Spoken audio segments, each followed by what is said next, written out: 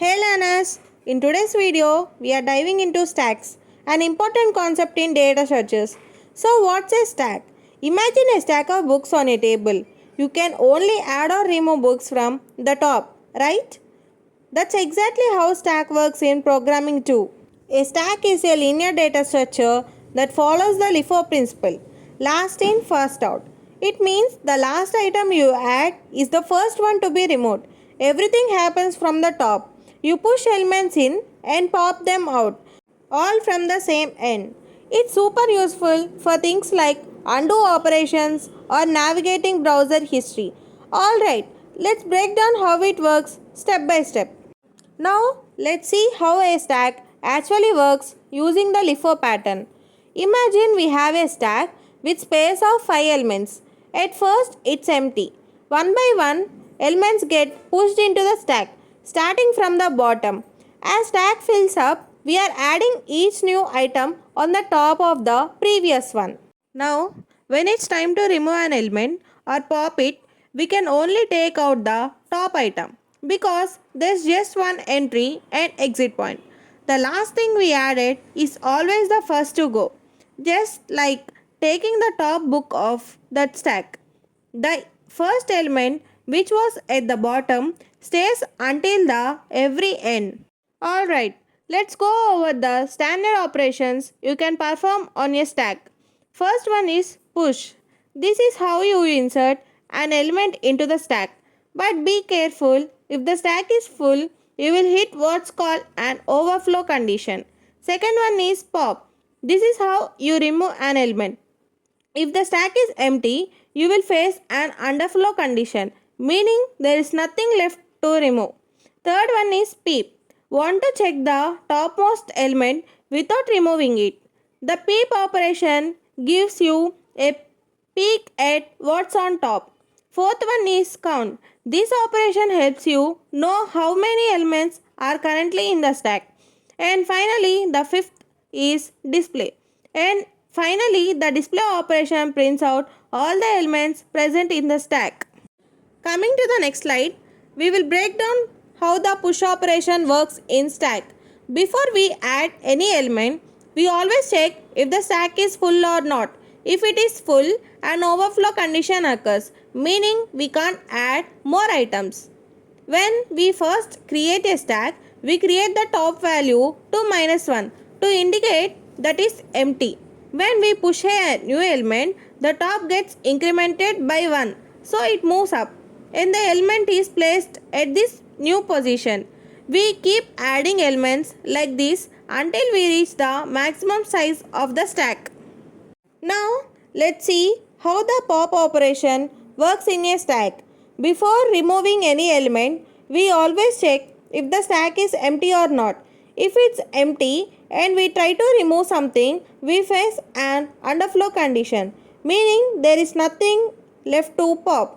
If the stack is not empty, we access the element at the top and remove it. After that, the top is decremented by 1, moving it down to the next element in the stack. It's that simple. Check pop and update the top. That's it. Stacks are not just a theoretical concept. They have real world applications too.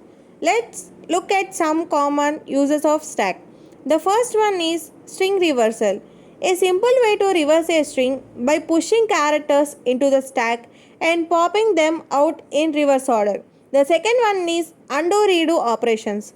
Stacks are used in editors to track multiple states, where one state handles undo and another manages redo operations. The third one is recursion. The system stack maintains previous function states during recursive function calls. The fourth one is depth first search. In graph traversal, stacks are crucial for implementing the depth first search algorithm. The fifth one is backtracking. Stacks help in undoing steps to find a new path, like solving mazes. Sixth one is expression conversion. Stacks are used to convert expressions between infix, prefix, and postfix formats. The last one is memory management. Stack memory is used to manage variables in function calls. automatically releasing memory after a function is done. Now, coming to the implementation of a stack, it is two ways to implement the stack. That is stack using an array and stack using an linked list. So first we will discuss about stack using an array. Let's talk about how we can implement a stack using an array.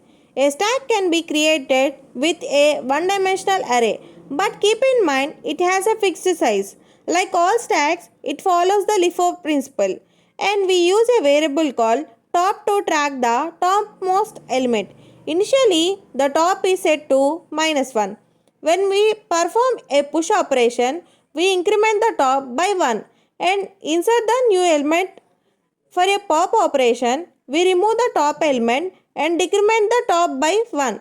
For example, if we have a stack with elements 2, 5, 7, 1, the number 1 is the most recent addition and it will be the first to be popped out.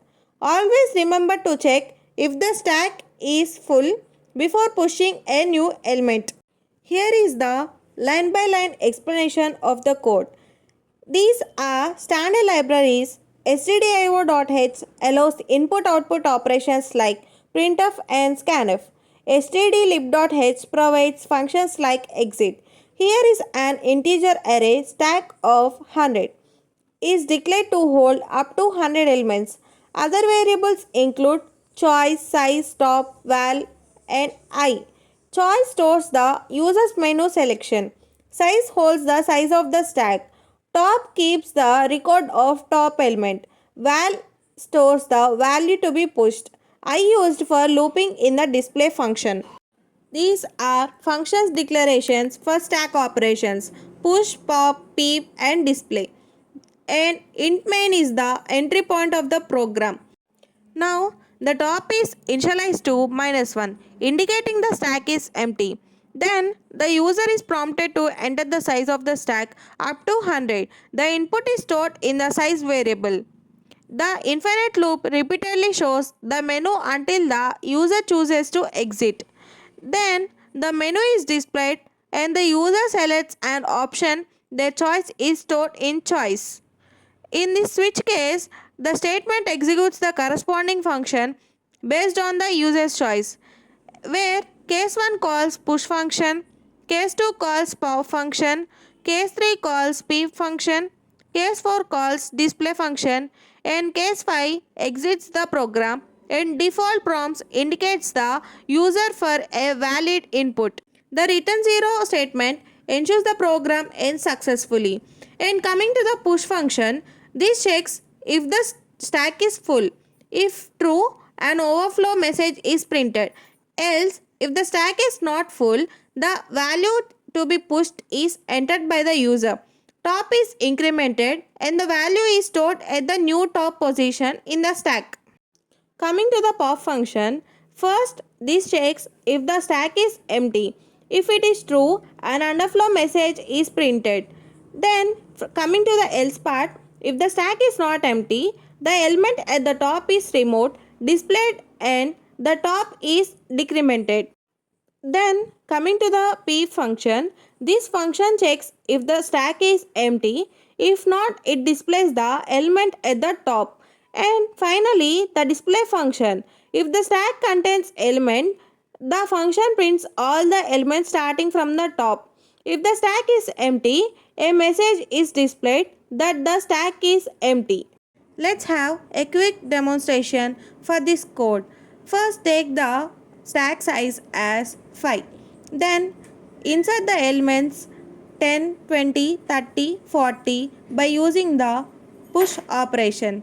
After pushing the elements, when we use the peep operation, we get the element which is on the top of the stack. Then after, enter the pop operation. Then the first item that is on the top will be deleted, and when we use the display operation, the other three elements, that is 30, 20 and 10, are displayed, and finally exit the program. Here we discussed about the implementation of stack using an array. Let's discuss about stack using linked list in our next video. Thanks for watching this video on implementation of stack using arrays. If you found this helpful, please give it thumbs up. Subscribe to my channel for more programming tutorials and share it with your friends who might find it helpful. Feel free to leave your thoughts and questions in the comments section below. I would love to hear from you. Thanks again for joining me. I will see you all in my next video.